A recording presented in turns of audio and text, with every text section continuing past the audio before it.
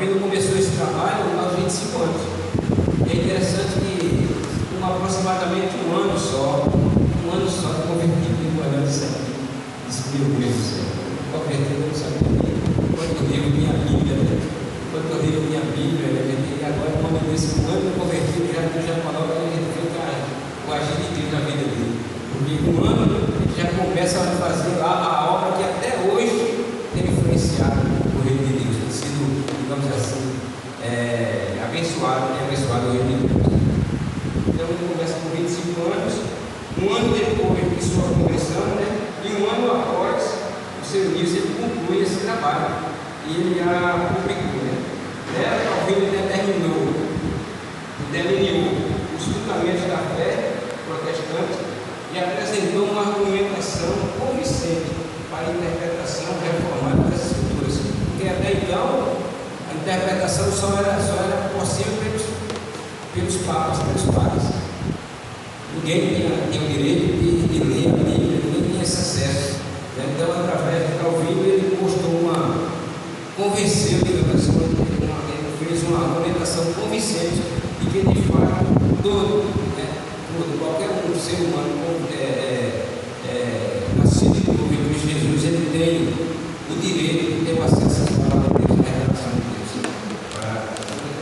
Então, depois desse trabalho, ele chega em Genebra. E surge na vida de Calvino um personagem ímpar, muito especial na vida de Calvino, que foi Guilherme Farel, que nasceu em 1489 e morreu em 1565. Foi um evangélico francês e um dos fundadores da Igreja Reformada dos Católicos da Suíça. Ele é frequentemente conhecido como aquele que persuadiu, que convenceu Calvino a se envolver com a obra de Deus. Porque ele fala, depois que Calvino se converte, e depois que Calvino começa a preparar os seus livros, os seus escritos, ele acha que, como eu já falei, ele acha que seria ia ajudar mais a igreja com os seus ensinos e não com a sua dedicação à obra. Então, Farel se aproxima de Calvino, sabendo disso, e começa a conversar com ele, argumentando e demonstrando a Calvino a necessidade da localidade, da cidade, e a necessidade do povo de conhecer a Jesus, o Reino de Deus, e Calvino tinha a ferramenta, tinha a condição de apresentar esse Jesus, esse Deus a essa população, a essa sociedade. A princípio, Calvino ele começa a não aceitar, não concordar. Ele estava decidido a continuar com seus estudos. Então, Farel, percebendo que não ia convencer uma argumentação lógica a Calvino voltasse para de fato se dedicasse à obra de Deus, colocar as mãos na massa da possibilidade de voltar, ele então apela para uma convicção espiritual, ele uma ameaça. Calvino faz um encontro falando sobre isso. Ele diz: Farel ardia com o desejo extraordinário pelo avanço do Evangelho, imediatamente fez tudo para me deter. E depois de ter percebido que o meu coração estava inclinado a priorizar os estudos particulares e que desejava me manter livre de outras atividades, e vendo que não me convenceria com seus argumentos, mudou de estratégia. Isso, Farel: Deus amaldiçoe seu descanso e a tranquilidade que buscas para estudar, se diante de uma necessidade tão grande que retires e que negues a prestar socorro e ajuda. Então, essas palavras, Calvino diz que o moveu, impactou de tal forma que Calvino deixa os estudos que antes seriam prioridade para ele e começa um trabalho missionário naquela localidade. Calvino inicia um trabalho de reforma na igreja. Chegando lá, ele começa em 1537, Calvino ele elaborou e colocou em prática umas instruções na fé, a qual foi adotada por toda a cidade. A tarefa de submeter a cidade à vida e à prática da igreja ao ensino das Escrituras. Ele começou ensinando aquela localidade, o pessoal de Genebra lá, sobre a questão da palavra de Deus. Era no domingo de manhã, entre as reformas que ele implantou, estava o exercício da disciplina eclesiástica também.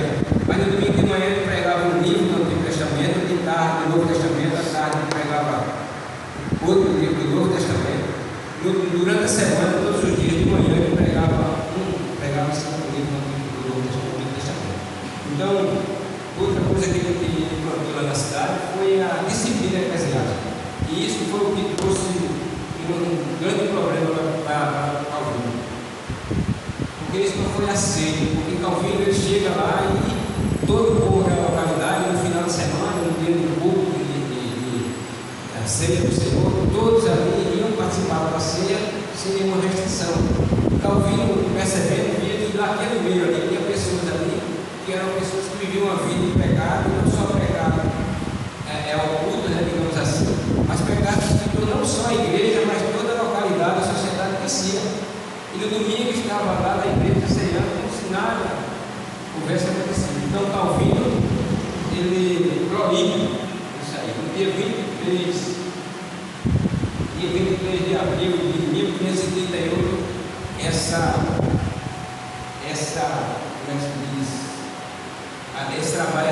dificuldade, esse problema que surgiu, chegou ao auge, né? Chegou ao auge quando Calvino, no dia da ceia do Senhor, os irmãos que estavam lá, as pessoas que estavam lá, Calvino deixou e não ministrou a ceia para as pessoas que acreditavam e não deveriam participar. E isso fez com que aquele povo se rebelasse contra Calvino e ele foi expulso, mais uma vez naquela história, por causa da repercussão sobre a negativa de Calvino. Veio sobre ele uma perseguição. Calvino foi expulso de Genebra.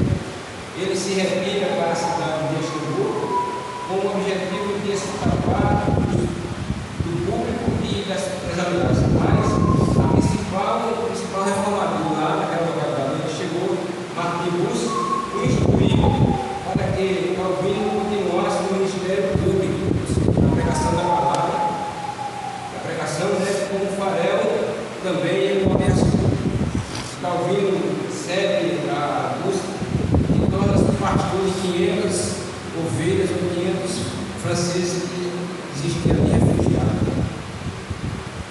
Ainda assim, mesmo sendo pastor da igreja por 500 dias, Deus ainda capacitou, né,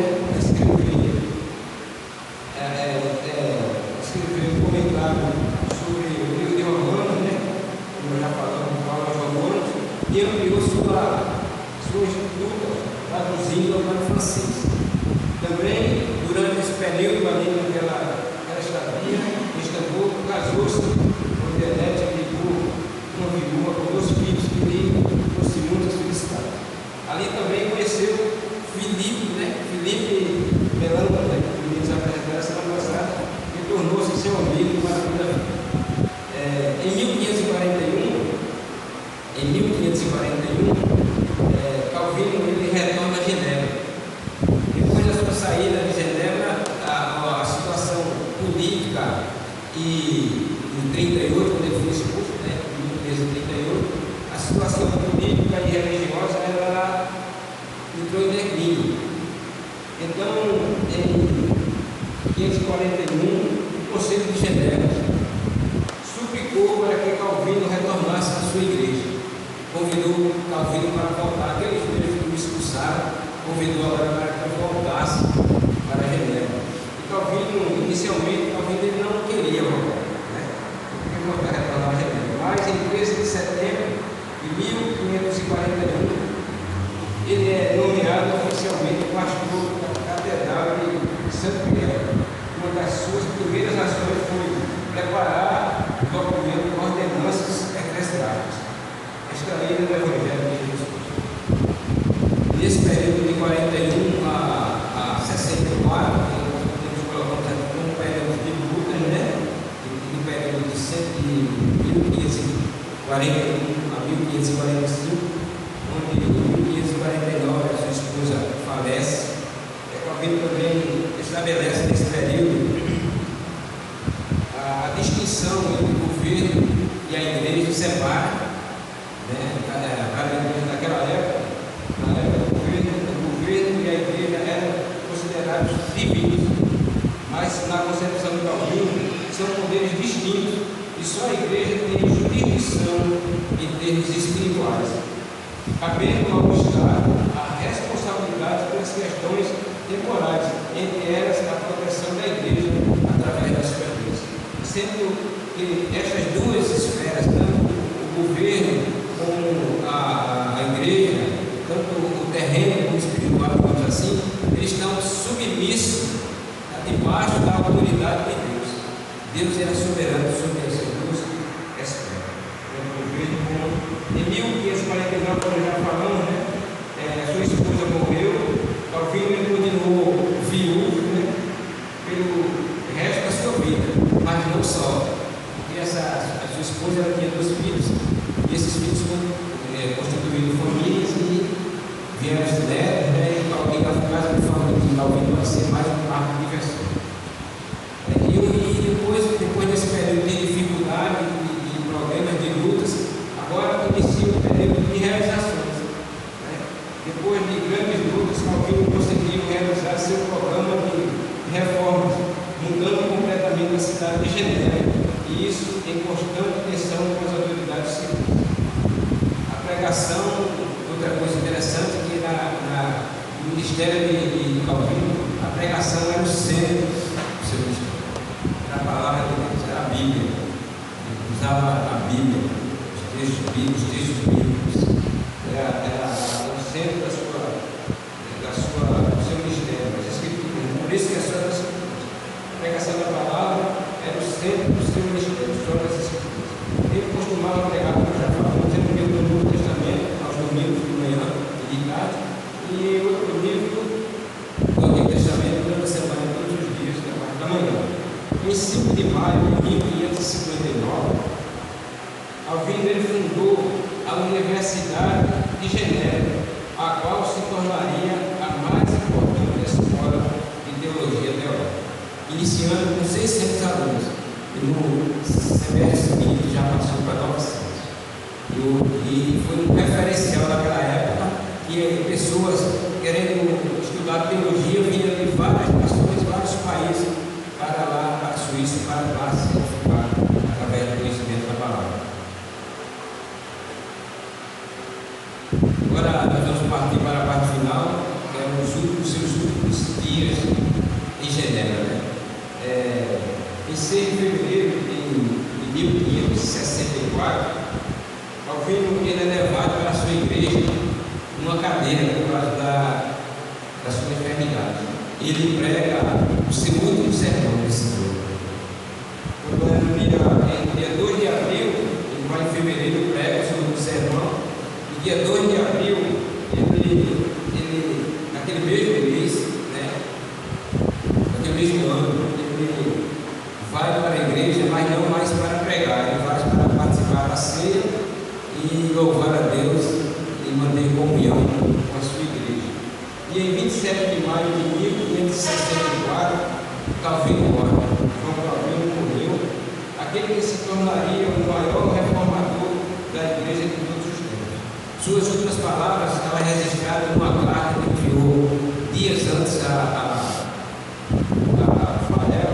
Ele dizia o seguinte: é suficiente para mim viver e morrer por Cristo, que é para todos os seus seguidores um ganho, tanto na vida quanto na morte. Essa palavra também nós vamos encontrar no apóstolo Paulo também, enfatizando sobre morrer para Cristo é ganho, né? De uma maneira de parafrasear. Interessante que depois da sua morte, Calvino em vida ainda, ele determinou algumas coisas para a sua morte, o seu sepultamento. E o seu sepultamento, nós observando ali a sua obra,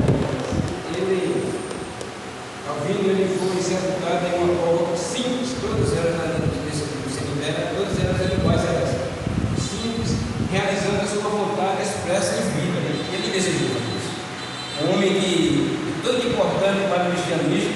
tanto na época como hoje, ele desejou morrer igual a qualquer pessoa como ele era. E nenhuma lápide foi colocada sobre a sua sepultura. Nada que pudesse diferenciar a sua sepultura das demais que ali existiam. E qual o motivo disso? Porque ele acreditava que nada deveria obscurecer a glória de Deus. Aí nós vemos aqui mais uma vez Calvino dizendo só a glória. Nada deveria estar obscurecer a glória de Deus. Toda a honra e toda a glória é dada a Deus. Amém. Exatamente, a vida de Calvino, ela reflete isso em toda a sua caminhada. Um homem que era professor, mas também tornou-se amigo, né? Pessoas que se dedicou e muitas vezes desejava fazer a sua vontade, mas de fato o que acontecia, se realizar na vida dele, era a vontade de Deus. Tanto é que quando ele ia, mas foi convidado para ir para Genebra, ele questionou várias vezes para não ir, mas depois ele disse que foi impactado a fazer a vontade de Deus, porque ele não vivia, mas Cristo vivia. Que Deus assim nos abençoe. Agora vamos passar o irmão Felipe para completar.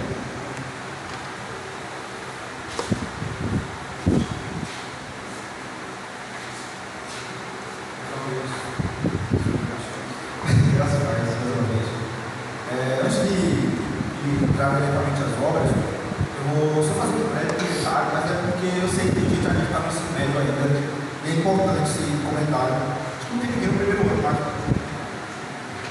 primeiro, segundo ano, acho que não. Mas eu trouxe esse livro, não porque eu vou usá-lo como referência, mas porque eu vou usá-lo como alerta, pelo menos. Por exemplo, eu sou professor de português e inglês, mas não tenho a ver necessariamente com a minha matéria, mas eu tenho contato com professores. E um professor que é muito amigo meu, professor de história, eu já conversei muito com ele sobre isso. E uma coisa que acontece muito é que o material de estudo de quem está no ensino médio, seja na escola pública estadual ou federal, é o material do Estado, que o Estado fornece. E mesmo que sejam empresas privadas, há sempre interesses por trás disso. E uma coisa que me incomodava bastante era o modo como eles abordavam a reforma protestante nos livros didáticos. E eu já peguei vários, eu posso atestar. Não conheci nenhum que falasse verdadeiramente o que acontecia. Tanto para meter pedras em Lutero, quanto para meter pedras em Calvino. E aí, esse livro aqui, longe de falar mal da editora, tem livros muito bons da editora. Vou falar editora, não é literalmente falando da igreja, falando da editora especificamente, e do livro que ela publicou. É Casa Publicadora das Assembleias de Deus. Está naquele livro, é o livro, se for encontrar o livro, está lá. E eu comprei o livro porque ele trata do pós-reforma, da reforma, bem sucintamente do pós-reforma posteriormente.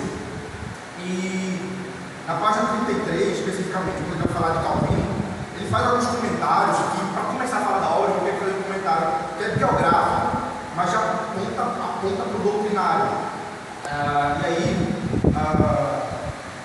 eu vou ler alguns breves aqui só para fazer um apontamento, para comentar o porquê é perigoso a gente pegar qualquer livro e tomá-lo como verdadeiro só porque está falando alguma coisa. O livro do ensino médio, mas os professores são formados. Sim, os escritores também são formados. Sim, grande coisa, nem por isso eles são verdadeiros. Todas as vezes eu escuto gente formada que sabia mesmo do que a gente não formado, naquela mesma área que está falando. Formação não necessariamente é um critério para dizer, aquela pessoa ela sabe aquele assunto. Ela tem um diploma, se ela sabe ou não, aí vai depender de como ela passou pela formação. Eu digo para a Lari, como minha futura esposa, eu disse isso para ela, eu não confiaria a nenhum dos meus companheiros de universidade como um filho meu.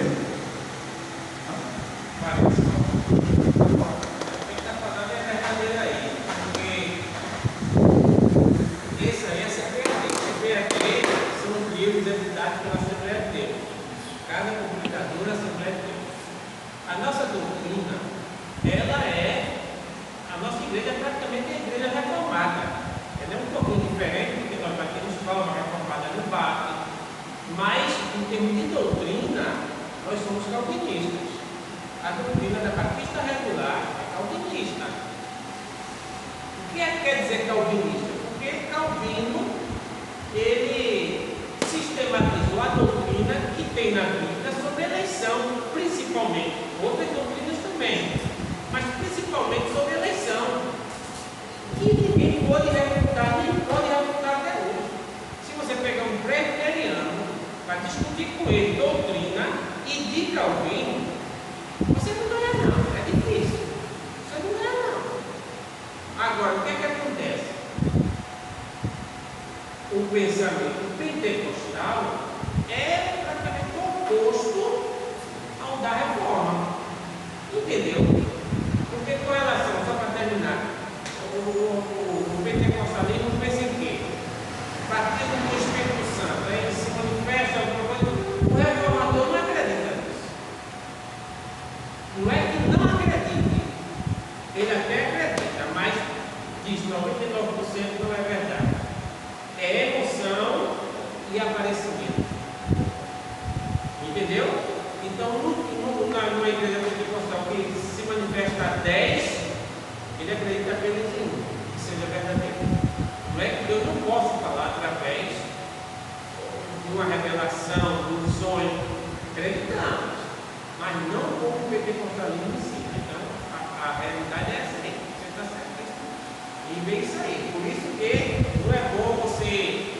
É bom você ter a sua doutrina. Qual é a sua doutrina? E a doutrina se achega mais. Nossa igreja é o quê? Uma igreja tradicional. Reformada.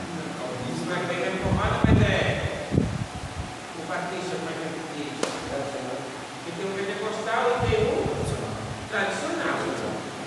Mas o melhor que se tem é você se achegar mais ao tradicional, a igreja presbiteriana, a igreja batista. Entendeu? Mas é interessante até porque, por exemplo, não é nem questão só de, que eu comento aqui, não é nem questão só de discordar da doutrina, são erros extremamente históricos. Então, uma obra publicada por uma editora séria, uma editor histórico disso, tem livros bons que eu gosto muito da obra, que são publicados pela editora, mas são erros históricos. Você não pode comprovar historicamente o que está sendo dito aqui. Lutero não acreditava que a predestinação se dava por presciência. Não acreditava em presciência nesse sentido, de prever fé. A forma como Lutero entende a predestinação é literalmente a mesma de Calvino. Só que para tentar puxar Lutero para o seu lado também, vai dizer, não, na verdade, Lutero era mais puxado para o não se sustenta pela obra do próprio Lutero. Se você olhar para a obra do Lutero, Lutero fala literalmente sobre predestinação. Você vai ver que é do lado do Calvino, não do lado do segundo argumento. Então ele viu que está lidando com uma inverdade a respeito da obra do Lutero. Não é questão de concordar ou não concordar com o Lutero ou com o Calvino. É questão de dizer que ele acreditava numa coisa que ele não acreditava. Então a obra dá à pessoa um viés equivocado a respeito da pessoa de Lutero em relação ao Calvino, mesmo colocando Calvino contra Lutero, sendo que na verdade Lutero, em suas obras, elogiou Calvino e Calvino se influenciou muito pelas obras de Lutero para a gente ver mais adiante. E aí ele vai colocar aqui, esta é um sinal de que o fiel está no estado da salvação. Aí ele já se contradiz um pouco. Aí, conquanto em parte divergência de Lutero, a doutrina de Calvino tornou-se muito popular na Suíça, lugar onde passou a viver. Quando alguém perguntava se era uma predestinação da salvação, e aí vem a coisa mais grotesca que eu digo que está em todos os livros de ensino médio, tem fontes, para justificar essa afirmação aqui. E aí um autor renomado, uma editora reconhecida, uma das maiores editoras do Brasil, que é a editora do Brasil, para lidar com teologia, porque a Assembleia é uma grande maioria no Brasil. E aí você colocar algo que não tem base fundamental, histórica, nenhuma, documental nenhuma, é algo que eu digo, caramba, isso é deslealdade. E aí já viu o texto. Quando alguém perguntava se era ou não predestinado à salvação, ele, Calvino, simplesmente respondia simplesmente com um sucesso pessoal fiel. Sendo bem sucedido, o favor de Deus estava com ele e, portanto, tal era predestinado. O contrário também era verdade. Não sendo próspero, não era. É sério, a maioria, e eu vou dizer a maioria porque eu não conheço todos, mas todos os livros de ensino médio que eu vi atrelaram a predestinação à prosperidade financeira. Sendo que eu posso dizer com muita convicção que, pelo menos não só no contexto brasileiro, se você procurar, os maiores defensores contrários à teologia da prosperidade, Ou não são pessoas da reforma. Você vai ver aqui no Brasil, alguns Nicodemos, Fernando Dias Lopes, pastores da igreja presbiteriana, batistas reformados, congregacionais, lidando contra a teologia da prosperidade. Aí vem uma pessoa sem base histórica nenhuma, você vai encontrar Calvino falando de prosperidade e relacionada à predestinação em lugar nenhum. Qual que é a predestinação? Prosperidade. O próprio Calvino seria um contrassenso para isso, porque Gramponado, Marcos Gramponado, um pastor da Igreja Batista Redenção, reformado, calvinista, ele, como autor do mestrado de História da Igreja, ele vai comentar, ele comenta bastante sobre a condição financeira de Calvino. Calvino vendeu os próprios livros para poder ter coisas para poder publicar. Calvino não era rico. Ele morava na Suíça, em Genebra, mas ele não era rico. Calvino não era aquela pessoa que você olhasse essa e olha só. Também ele tem muito dinheiro, tem muita coisa, o que ele está fazendo faz. A saúde de Calvino era muito precária, se a gente for olhar biograficamente, a gente vai olhar a vida financeira de Calvino, não era das melhores. Então seria um contrassenso o próprio Calvino dizer, não, predestinado tem que ser rico. O próprio Calvino estava dizer, estou muito quebrado. Então, inclusive esse fato aqui, se você perguntar para qualquer pessoa, me mostra qualquer documento histórico que comprove isso, você não tem. As institutas, em nenhuma linha da instituta vai falar que prosperidade é o critério de prever se a pessoa é salva ou não. Não tem. Então, isso aqui é uma coisa assim, muito grave para uma pessoa histórica, uma figura histórica, ou para qualquer pessoa. Porque Calvino ele era a favor do capitalismo. Porque ele dizia o seguinte: o trabalho glorifica a Deus. Entendeu? Ele não admitia que o crente fosse preguiçoso. Se fosse hoje, crente que só quer receber Bolsa Família, não quer trabalhar, estou recebendo meu Bolsa Família, aí Calvino dizia: vai trabalhar, pai. Se você quer ter um carro, mano, você quer ter uma moto, você quer. Vai trabalhar, Deus vai lhe abençoar. E muitos, inclusive o tio do pastor que ele era um bêbado, vivia ali perto do Marco Zé, bêbado, pescador, se converteu. Tinha nada na vida, após o cara cresceu, ou ele ou foi o filho dele, se tornou governador de Pernambuco, que era alguém. Que na época era alguém, tornou-se governador de Pernambuco. Ele quer dizer o que? O seguinte: se você se levantar, trabalhar, se esforçar, Deus vai lhe abençoar. E você vai ter aquilo que você deseja. Aí a mulher está interpretando mal. Porque o verdadeiro protestante, ele é a favor do capitalismo. E você, Deus quer lhe abençoar, quer. Agora você tem que arregaçar as mangas, trabalhar e que Deus vai ser com você.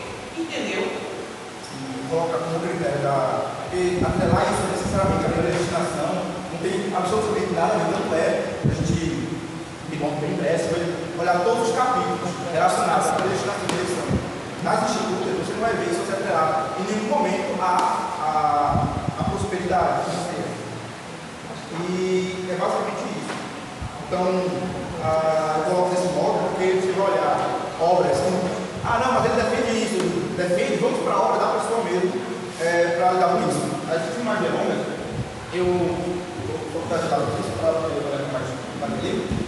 coloquei eu já dei spoiler, ele andava ali no carro dele, aquele carro já deve ter lido, mas eu coloquei, para iniciar a parte das obras, uma frase de um outro teólogo, posterior a Calvino, mas que comenta Calvino assim, diretamente. Ele diz o seguinte: eu exorto os estudantes que depois das Sagradas Escrituras leiam os comentários de Calvino, pois eu lhes digo que ele é incomparável na interpretação da Escritura. Isso vindo de alguém que não concordava plenamente com Calvino. A gente sabe, para quem já ouviu falar, Armínio, Jacob Armínio, ele foi discípulo de um discípulo de Calvino, Teodoro de Beza, inclusive aquele que vai encabeçar a Academia de Genebra, Teodoro de Beza, que vai encabeçar a igreja lá em Genebra. Então, aquele que foi oficialmente deixado por Calvino para lidar com a reforma em Genebra, com a igreja reformada em Genebra, foi professor de Armínio, Jacob Armínio, que é uma figura que a gente entende hoje, justamente uma visão totalmente oposta àquela que Calvino defendia. Mas o próprio Armínio, ele em suas aulas, para quem isso aqui, é um trecho de última carta dele aos seus discípulos. E aí, Arminio diz o seguinte: olha, depois da Bíblia, leiam os comentários de Calvino, porque ele é imparável na interpretação das Escrituras. Então, mesmo ele discordando de Calvino, ele sabia reconhecer que aquilo que ele colocou ali era a interpretação fiel das Escrituras. Então, mesmo que você diga, eu não concordo, mas ele tem que, pelo menos, dar o braço a você e fazer o seguinte: ele não está fazendo mais do que interpretar a Escritura. Eu posso até discordar, mas eu sei que está tentando encontrar o sentido do texto e não colocar sentido no texto. Então, a gente pode fazer algum breve comentário sobre o modo como Calvino interpretava as Escrituras. Ele coloca ali duas frases de um teólogo brasileiro, Heinrich Maia, ele é presbiteriano, muito conhecido inclusive no Brasil. Ele coloca duas frases que inclusive vão nortear o modo como eu vou lidar com as obras de Calvino agora.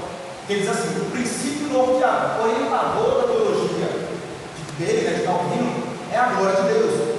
Então, inclusive, quem pegou o capítulo do Franklin Ferreira, o livro do Franklin Ferreira, o subtópico ali, da João Calvino, ele bota um subtópico, um versículo.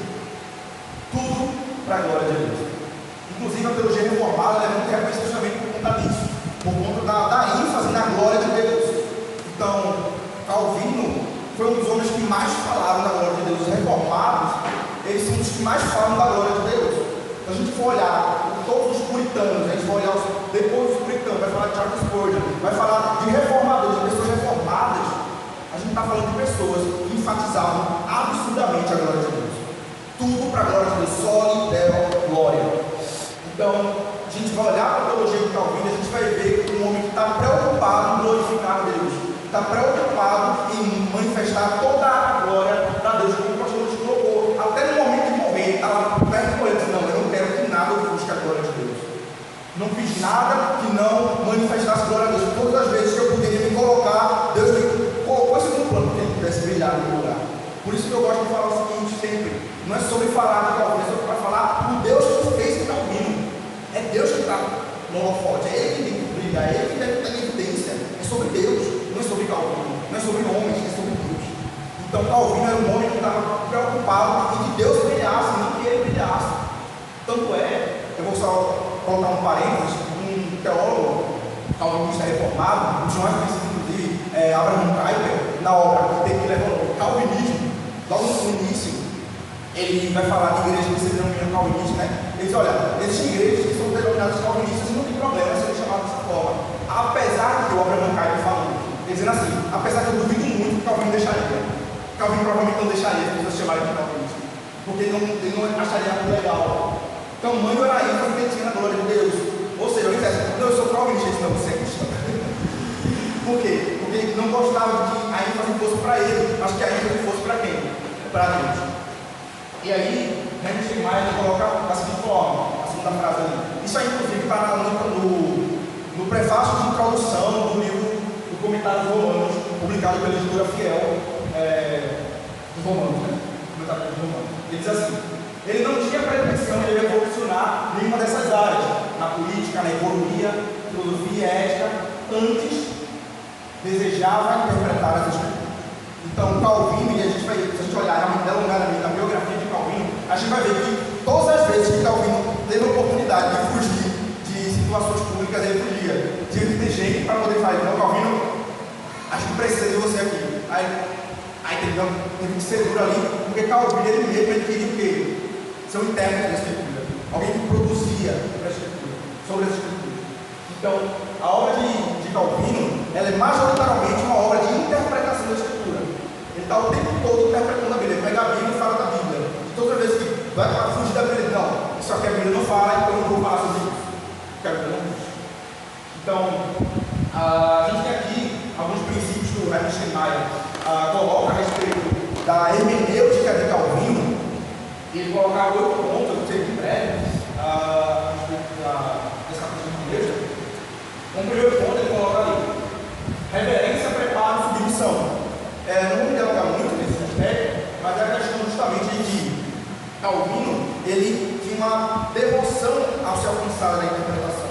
Era para a glória de Deus. Então a reverência e preparo e submissão, essas três coisas estão atreladas ao grande alvo que ele tinha, a glória de Deus. Então, como é para a glória de Deus, eu preciso me preparar. Como é para a glória de Deus, eu preciso estar em submissão. Como é para um Deus soberano, eu tenho que ter reverência. Eu não posso falar de um texto santo e maravilhoso de qualquer maneira. Eu preciso ter preparo para falar do texto bíblico e eu preciso ter submissão. Eu não posso falar o que eu acho da Bíblia, eu preciso falar o que a Bíblia propriamente diz. Então, no segundo momento, como princípio hermenêutico da obra de Calvino, ele coloca o propósito do autor. Então, o pensamento ali era, inclusive, isso tem a ver muito com a hermenêutica, não somente a hermenêutica própria do Calvino, mas a hermenêutica da própria reforma, porque todos os reformadores adotavam para si o método histórico gramatical de interpretar as escrituras. Então, fugindo do método alegórico da Igreja Católica. O que isso quer dizer? Que o autor que escreveu ali tinha um propósito para outra igreja, destinatário, do público original. Então, qual era esse propósito? Para qual propósito foi escrito aquele texto? E aí, no momento de leitura da Bíblia, ele vai dizer, não, ele está escrevendo para esse propósito, porque sem uma boa interpretação da Escritura, não haverá uma boa aplicação. Primeiro se interpreta, depois se aplica. Se eu aplicar primeiro, eu vou passar por cima do que o texto quer dizer para poder falar para o meu coração aquilo que eu quero que o texto diga. Uma das coisas da regra da hermenêutica é isso aí, é não trazer para a igreja aquilo que o texto não diz. Para isso é necessário que a igreja E em terceiro ponto, ele coloca a questão da brevidade e clareza. Sentido literal, sem alegoria ou literalismo. E nesse sentido ele coloca entender o sentido das palavras e o contexto histórico ou circunstância da passagem. Então, o método histórico gramatical, eu até disse para os meninos, né, para Jéssica, Larissa, estava comentando sobre hermenêutica para eles. Eu digo, um protestante, necessariamente, alguém que acredita no solo da Escritura. Você não acredita no solo da Escritura, já está fora. Mas acreditar no solo da Escritura, também acreditar no método histórico gramatical. Se eu não acredito no sentido do texto bíblico, ele pode ser alcançado de modo gramatical e de modo histórico, eu vou querer colocar no texto, que é até uma palavrinha aqui de teologia, que é exegese, que é o oposto de exegese. Exegese é colocar sentido no texto, e exegese é extrair sentido do texto. Então, para eu alcançar o sentido do texto, eu tenho que entender que o texto não foi escrito hoje. Para entender o sentido do texto, eu preciso entender que não foi escrito na minha língua. Por mais que o melhor que seja a minha tradução, eu preciso entender. Não foi escrito em português. Não foi escrito em português. Não foi escrito no Brasil. Não foi escrito em 2023. Isso tudo vai nortear a minha interpretação. Você não pensar. Peraí, eu tenho que voltar no tempo para chegar na interpretação. Vamos lá. Como é que naquela época era o contexto histórico? Como é que o autor estava pensando? Como é que o Espírito Santo estava motivando aquele autor a escrever? Então, Calvino, ele dava todas as ferramentas para quê? Para que ele não falasse do texto a partir do olhar do homem moderno, mas a partir do olhar da época. Porque o texto não foi escrito hoje, foi escrito naquela época. Então ele vai lá e diz, a Bíblia não interpreta a si mesma, inclusive a questão canônica, né? Textos bíblicos, eles conversam. Então, ele vai interpretar a Bíblia a partir da própria Bíblia. Esse ponto, graça comum, toda a verdade é de Deus. Inclusive aí nesse graça comum, ele vai colocar o seguinte, que todas as ferramentas que são boas, tudo que é bom no mundo, vem de Deus. Ou seja, alguém vai dizer assim, foi um homossexual quem criou o primeiro computador. Sim, quem deu inteligência a ele foi Deus. Quem deu saúde para ele foi Deus. Então quando a gente parar para olhar, aquilo ali foi uma bênção de Deus através de alguém que é ímpio. Então, tudo que é bom procede de Deus. Tiago vai dizer isso. Toda boa dádiva procede do Pai da Deus. Aí vai dizer, mas sou homossexual. Sim. Eu não vou me tolher de aproveitar essa bênção, porque toda boa dádiva vem de Deus. Calvino acreditava nisso, então ele não se tolia de usar ferramentas gramaticais, ferramentas históricas, desde que elas não contradissessem a palavra. Porque elas são ferramentas úteis para a interpretação do texto bíblico. E aí, inclusive, isso é muito bom, ele Calvino falando sobre isso, na própria Escritura, a necessidade de iluminação do Espírito Santo, oração e submissão. Então, o tempo todo o Calvino, além de falar dessas questões do preparo e da submissão, ele vai colocar essa questão do momento, não sei especificamente, né? Mas no preparo, ele vai enfatizar a questão da submissão, do momento de oração. Ele sabe que ele precisa estar submisso a Deus. E isso também depende da iluminação do Espírito Santo. Tanto é que ele enfatiza, inclusive no livro, o Fernando Ferreira vai colocar isso, que o homem natural não entende.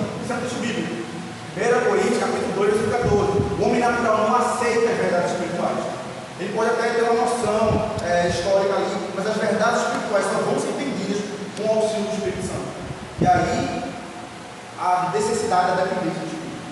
Eu só vou entender a Bíblia verdadeiramente em dependência dele. Dizendo, olha, eu entendi isso aqui, foi o Espírito Santo que me deu iluminação para isso. Eu dependo de Deus para glorificar Deus, para entender a verdade de Deus. E aí, com a conexão com a graça comum, ele vai usar a questão dos usos de outros comentaristas. Porque o próprio Calvino vai colocar assim: eu não jogo fora o que outras pessoas falaram, senão a gente não vem nem para tudo. Porque o pastor vai dar uma pregação, é uma pessoa falando, mas Deus usa uma pessoa para falar. E autores, outras pessoas, muito mais velhas que eu, muito mais experientes que eu, escreveram sobre aquilo antes. Então, o mínimo que eu devo fazer é pelo menos me colocar na posição de humildade e ouvir, ler. Quer dizer, ele já estudou mais, sabe mais tempo do que eu. Então, o que é que eu vou fazer? Vou estudá-lo. Então, Calvino, ele não veio para reinventar a roda, ele não veio para fazer algo novo, ele veio para reformar, colocar de volta as origens. Um autor que ele lia muito, comenta muito, se você vai ler o comentário de Romano, ele vai estar vindo e mexe comentando Agostinho de Hipona. E para quem conhece, sabe que muitas das coisas que Calvino fala no século XVI já foram ditas muito antes do Agostinho. Crisóstomo foi um grande intérprete das escrituras, Bernardo Claraval. Então, a gente vê que Calvino ele se colocava na posição de, ele cita Filipe, ele cita Banner, para falar de questões como interpretação. E aí, ele falou para a gente da submissão, né?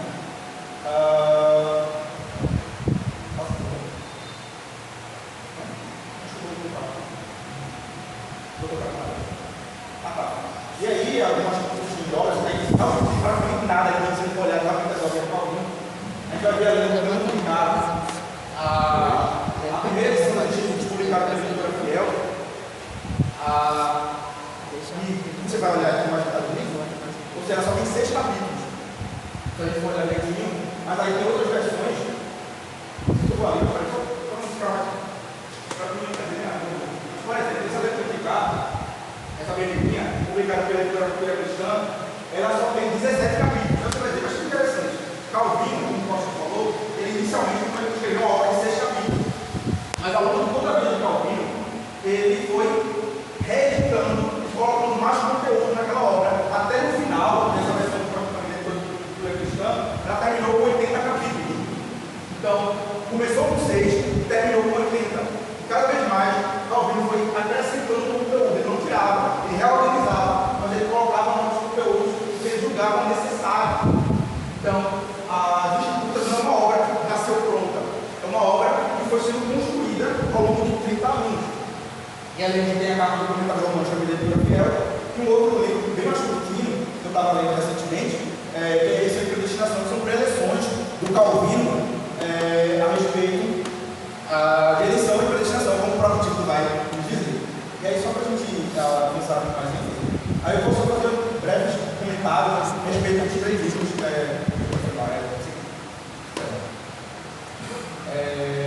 Eu só vou fazer um comentário resumido em geral.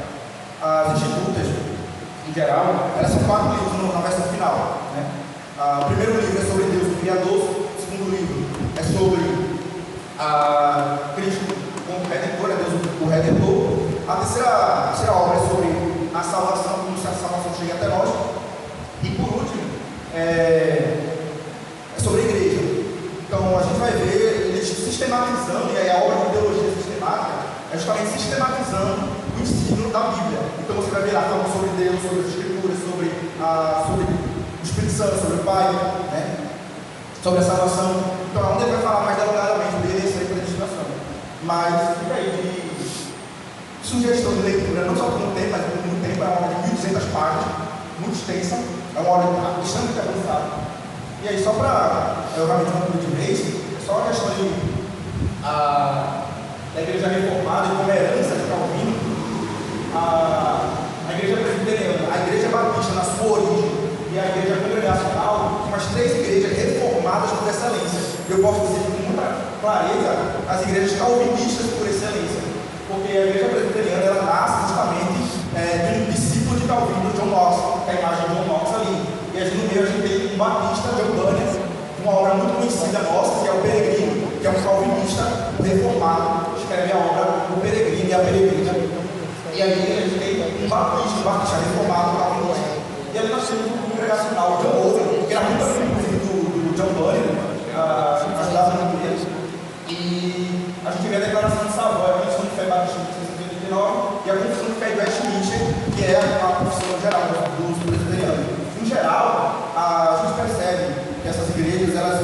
herdaram aquilo que tinha de melhor da idade de Jesus Cristo, que era justamente a interpretação das Escrituras e seu apego à própria palavra, só a Escritura e só a glória. Eu agradeço a Deus a oportunidade em nome de Jesus e desculpa orar.